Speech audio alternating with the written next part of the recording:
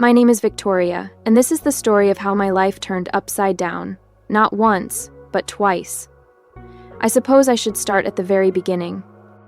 I was born into a loving family in a quiet suburban town. My parents, Mark and Lisa Smith, were hardworking, devoted, and, most importantly, they loved each other deeply. My dad was a journalist, always chasing stories and deadlines, while my mom worked as a nurse, caring for others with her gentle touch. We weren't rich, but we were happy. Life was simple, filled with laughter, love, and warm family dinners. Everything was perfect, until I turned 12. It was a rainy Tuesday evening. My parents had gone out for a dinner party, leaving me at home with my grandmother.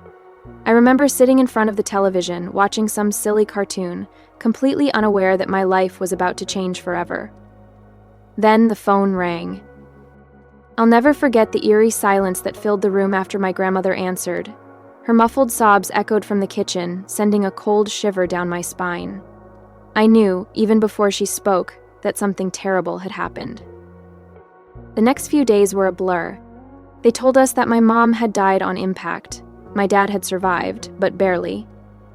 When I finally saw him in the hospital, I barely recognized him. He was broken, both physically and emotionally.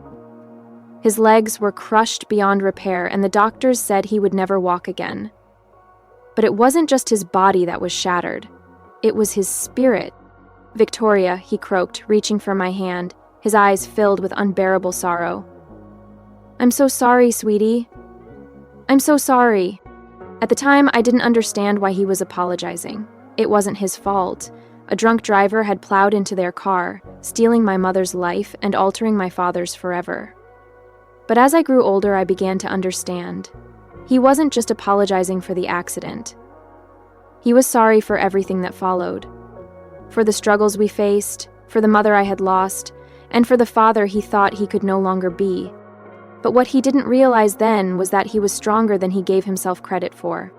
Once he was out of the hospital and had adjusted to life in a wheelchair, he refused to let his circumstances define him. Instead, he threw himself into his work, using his talent for writing as both an escape and a purpose. He became an editor at the city's major newspaper, working harder than ever before. As I entered my teenage years, my dad did everything he could to make sure my life remained as normal as possible. He encouraged me to join clubs, make friends, and live my life to the fullest.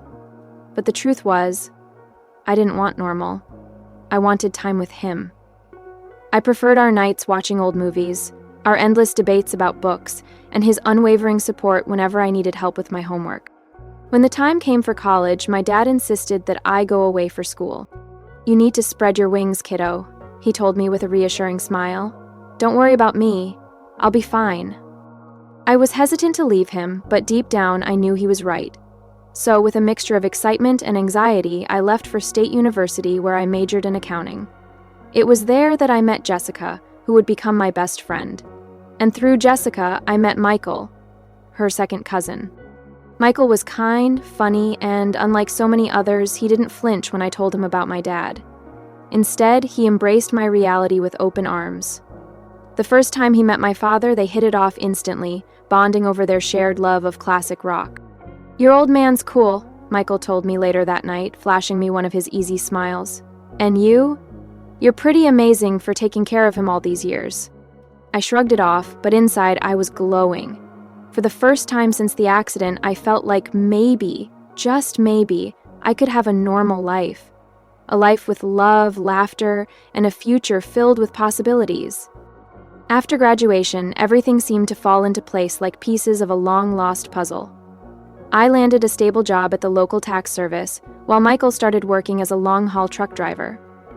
We dated for 2 years before he proposed on a crisp autumn evening in the very park where we had our first date.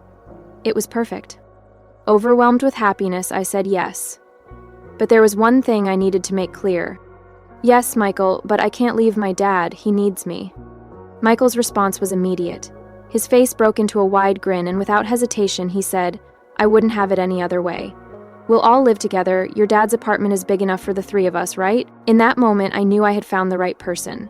Someone who not only loved me, but also embraced the life I had, challenges and all. Our wedding was small, but beautiful. My father, despite everything, insisted on wheeling himself down the aisle to give me away.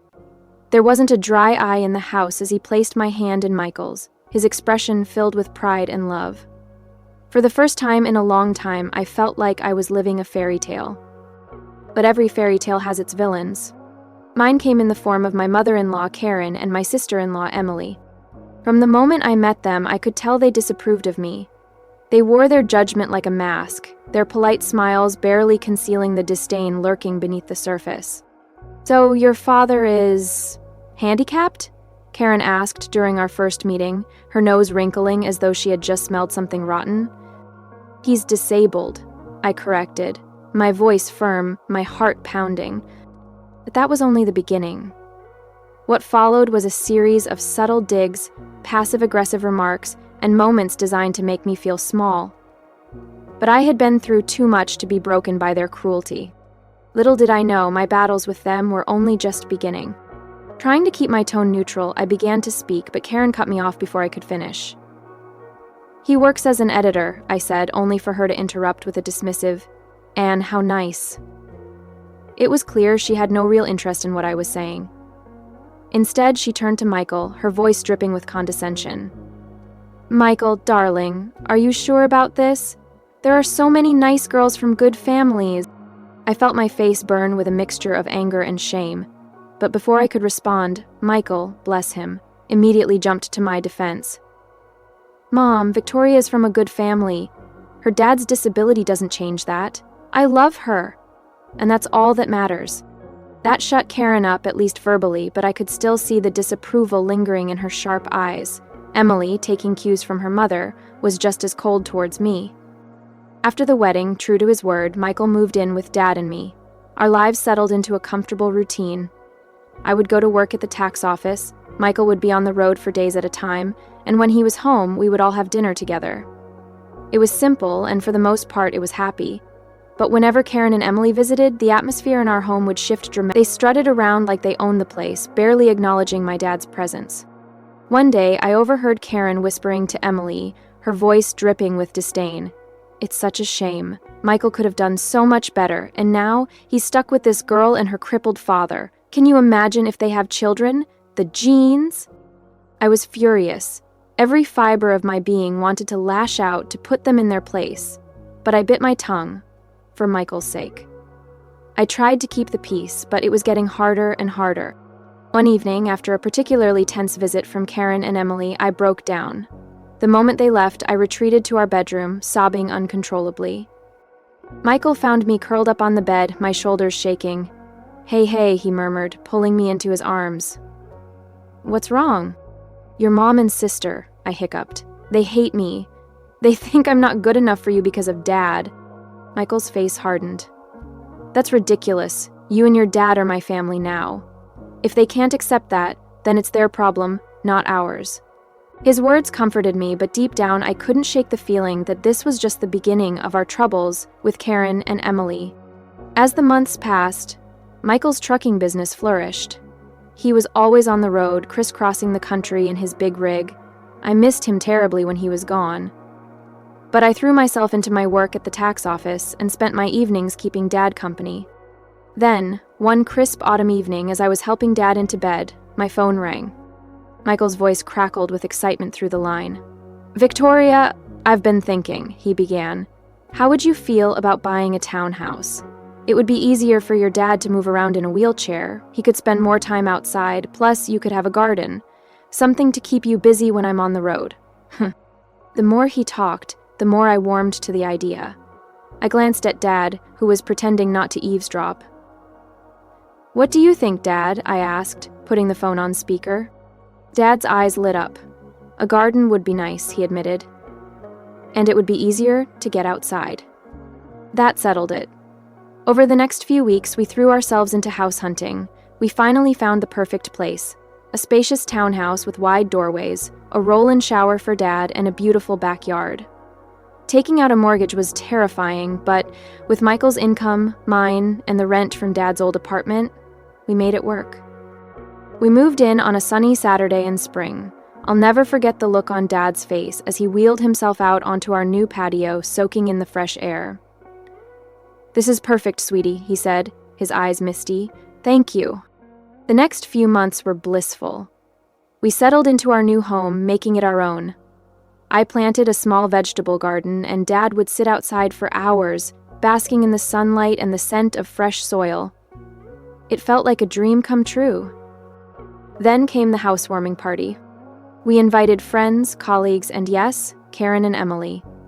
The party was in full swing when they arrived, fashionably late as usual. They sauntered in, their eyes sweeping over our home with barely concealed envy. As I led them through the house, I could see the wheels turning in Karen's head. Her lips pursed as if already plotting her next move. The moment we stepped into the master bedroom, Karen turned to me with a sly smile. Her voice dropped to a conspiratorial whisper as she surveyed the room. "You know, Victoria," she began, tilting her head, "this would be perfect for Michael and me. Why don't you send your father to a nursing home? Then I could move in here." I felt like I had been slapped. "Excuse me?" I choked out, barely believing what I had just heard. "Oh, don't look so shocked," Karen continued smoothly, her lips curling into something that barely resembled a smile. "Your father isn't well. He's not a whole person anymore, is he? He doesn't need all this luxury. A nursing home would be more than enough for someone in his condition." Before I could even formulate a response, she turned on her heel and marched out onto the patio where my father was enjoying a conversation with some of our guests. Horror twisted my stomach as I watched her grab the handles of his wheelchair and start pushing him toward the driveway. "Karen!" I screamed, sprinting after her. "What are you doing?" She sneered, her grip firm on my father's chair. "If he won't go to a nursing home, he can stay outside." "That's what you wanted, isn't it? For him to be outdoors?" I was shaking with rage and disbelief. My father, stunned, gripped the arms of his wheelchair, looking between Karen and me in utter confusion. Thankfully, Michael had heard the commotion. He came running, his face red with fury. "Mom," he bellowed, "what the hell are you doing? Let go of Mark's chair right now." Karen froze, clearly taken aback by Michael's anger. "But honey, I don't want to hear it," Michael cut her off, his voice like steel. "You and Emily need to leave, now." For the first time, Karen looked uncertain, but she knew better than to argue with Michael when he was like this. With a dramatic huff, she turned on her heel and stormed off, dragging Emily with her. After they left, Michael turned to my father and me, his expression filled with sorrow. He ran a hand through his hair, his voice breaking as he spoke. "I'm so sorry," he said. "I had no idea she would. I'm so sorry." Dad reached out, resting a reassuring hand on Michael's. "It's not your fault, son. Some people just can't understand." Life slowly settled into a new rhythm after the housewarming incident. Karen and Emily kept their distance, which suited me just fine. Michael threw himself into his work, taking on more long-haul routes to help cover our mortgage. I split my time between my job at the tax office and caring for my father. 2 years passed in the blink of an eye. Our life became routine. Michael was on the road more often than not, but when he was home, our little family was happy. Dad's health remained stable, and he seemed content spending his days tending to the garden or working on his editing projects from home. Then came the call that shattered my world. I was at work when my phone rang. The voice on the other end was unfamiliar, but the moment I heard his words, my blood ran cold. "Mrs. Thompson, this is Officer Rodriguez from the Highway Patrol." My heart dropped into my stomach. "Yes?" I managed to whisper. "I'm sorry to inform you that your husband, Michael Thompson, has been in a serious accident." The rest of the conversation was a blur. Words like head-on collision and didn't make it floated around me, but I couldn't process them. It wasn't until I heard myself mumbling a thank you and hanging up the phone that reality began to sink in. Michael was gone. The following week was a haze of grief and disbelief. I moved through the motions of planning the funeral like a robot, barely able to comprehend what was happening.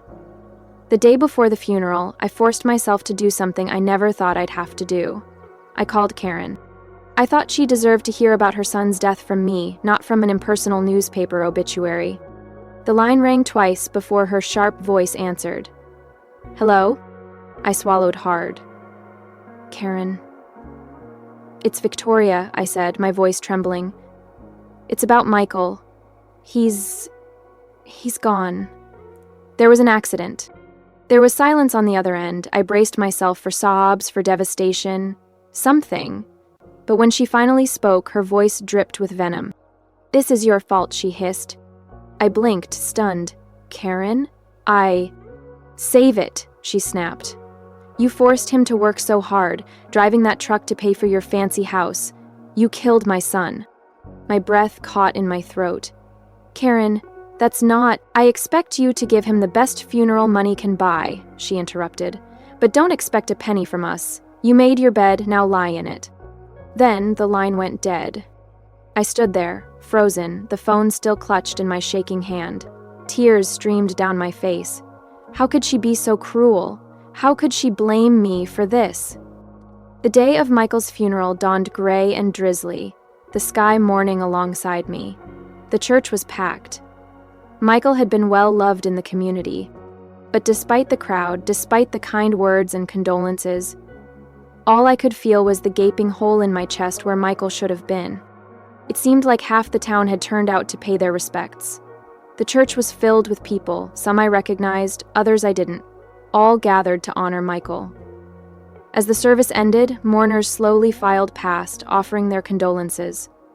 Yet, as I shook hands and exchanged hollow pleasantries, something gnawed at me. Karen and Emily were nowhere to be seen. They hadn't even bothered to show up to their own son and brother's funeral. The sheer callousness of it made my stomach turn. Dad must have sensed my turmoil because he reached out and gave my hand a gentle squeeze. "They're lost, sweetie. We're family, and we'll get through this together." As we pulled into our driveway later that evening, something felt off. The lights inside the house were on. That was strange. I was sure I had turned everything off before we left. "Did you leave any lights on, Dad?" I asked, frowning. He shook his head. "No, I don't think so." A sense of unease settled over me. As we got closer, I noticed movement inside the house. My heart started pounding. Were we being robbed? On the day of Michael's funeral, no less? I hurriedly helped Dad out of the car and into his wheelchair, my mind racing. Should I call the police? But as we stepped onto the porch, a familiar voice floated through the open window. My blood ran cold. I pushed open the door to find Karen and Emily standing in our living room, surrounded by boxes and pieces of furniture. "What the hell is going on here?" I demanded, my grief momentarily overshadowed by shock and fury. Karen turned to me with a sickeningly sweet, false look of sympathy. "Oh, Victoria, dear, we're just helping you pack up. After all, you can't possibly afford to keep this place, now that Michael's gone." I stared at her, speechless. Emily chimed in, her tone just as saccharine. "Don't worry, you can go back to your father's apartment. It's cozy." The rage inside me built like a tidal wave. My hands trembled. "Get out," I said, my voice dangerously low. "Get out of my house, right now." Karen had the audacity to look offended. "This house belongs to us now. All of Michael's property does. We're his family, after all." "Like hell you are," I exploded. "Where were you today? At his funeral?" "Oh, that's right. You couldn't be bothered to show up." Karen waved a dismissive hand. "We were busy making arrangements. Now be a good girl and start packing. We'll meet you out by tomorrow." I couldn't believe what I was hearing. These women, who hadn't shed a single tear for Michael, who hadn't even attended his funeral, were now trying to take my home. I pulled out my phone. "I'm calling the police." Karen and Emily exchanged worried glances. Clearly, they hadn't expected me to fight back. "Now, Victoria," Karen began, her voice suddenly placating. "No," I cut her off. "You have exactly 5 minutes to get out of my house before I call the cops. This is my home. Michael and I bought it together. You have no right to be here." Maybe it was the fire in my eyes or the steel in my voice, but Karen and Emily finally seemed to understand they had overplayed their hand. They gathered their things, throwing furious glances my way as they stomped towards the door. But before stepping out, Karen turned to me with a sneer. "This isn't over, Victoria. You'll be hearing from our lawyers." The days following Michael's funeral were a blur of grief, anxiety, and paperwork. I threw myself into sorting out Michael's affairs, partly to keep myself busy, partly out of fear that Karen and Emily would make good on their threats and try to take what wasn't theirs. A week after the funeral, my phone rang. I nearly dropped it when I saw the caller ID, an unknown number. My heart raced as I answered. "Mrs. Thompson?" A crisp, professional voice greeted me. "This is James Anderson from Anderson and Partners. I'm calling regarding your late husband's will." I felt a glimmer of hope. His will? I didn't know he had one. "Yes, ma'am," Mr. Anderson confirmed. "Mr. Thompson came to see us about 6 months ago. He asked that we contact you in the event of his passing." My mind reeled. Why hadn't Michael told me about this? What did it mean? The next morning, I wheeled Dad into Mr. Anderson's office, my nerves shot. The lawyer greeted us warmly, his kind eyes crinkling at the corners. "Mrs. Thompson, Mr. Smith, thank you for coming in," he said, gesturing for us to settle near his desk. "I'm very sorry for your loss." He opened a file on his desk. "Now, as I mentioned on the phone, your husband came to see us to draft his will. He was very clear about his wishes." I held my breath as Mr. Anderson began to read. "I, Michael Thompson, being of sound mind, do hereby bequeath all my worldly possessions to my beloved wife, Victoria Thompson." I gasped. Dad's grip on my hand tightened. Mr. Anderson continued, "This includes our home, all financial assets, and any personal belongings." Relief washed over me, followed quickly by overwhelming emotion. Michael had planned for this. He had ensured that Karen and Emily couldn't take what was rightfully mine. For the first time since his passing, I felt a tiny spark of peace. But something told me Karen and Emily weren't going to give up that easily. Home, my truck, and all our savings. It is my wish that Victoria use these resources to care for herself and her father, Mark Smith, whom I have come to love as my own. Tears were streaming down my face now. Even from beyond the grave, Michael was still taking care of us, still protecting us. "There's more," Mr. Anderson said gently, his voice calm and measured. "Mr. Thompson left a letter for you." With trembling hands, I took the envelope he offered. My breath hitched as I carefully opened it and unfolded the paper inside. My eyes blurred with tears as I began to read. "My dearest Victoria, if you're reading this, it means I'm gone. I'm so sorry for leaving you and Mark. Please know that you two were the best thing that ever happened to me. I made this will because I know how my mother and sister can be. I didn't want to worry you, but I needed to make sure you and Mark were protected if anything ever happened to me. You're my real family, Victoria, you and Mark, not them. Take care of each other, live your lives to the fullest, and know that I'll always be watching over you. All my love, Michael." I clutched the letter to my chest, sobbing, overwhelmed by both grief and love. Dad was crying too, his weathered hand patting my arm in silent support. Mr. Anderson gave us a moment before clearing his throat and speaking again. "Mrs. Thompson, there's one more thing. Your husband's truck was insured, and given the circumstances of the accident, the insurance company will be paying out the full value of the policy." I sniffled, looking up. "What does that mean?" Mr. Anderson gave me a small, reassuring smile. "It means," he said gently, "that you'll be receiving a substantial sum, enough to pay off your mortgage, and then some." As we left the lawyer's office, I felt a weight lift from my shoulders.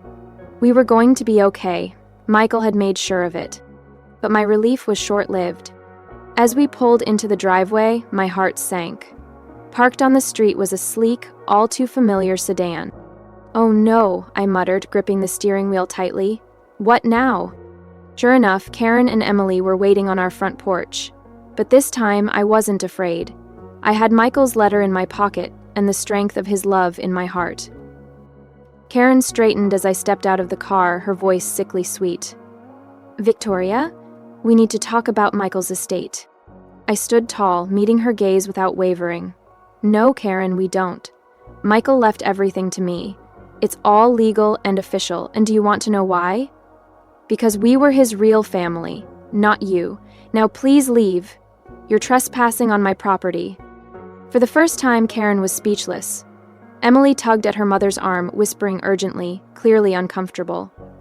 With one last venomous glare, Karen turned on her heel, and they both got in the car and drove away. The weeks following our meeting with Mr. Anderson were a whirlwind of activity.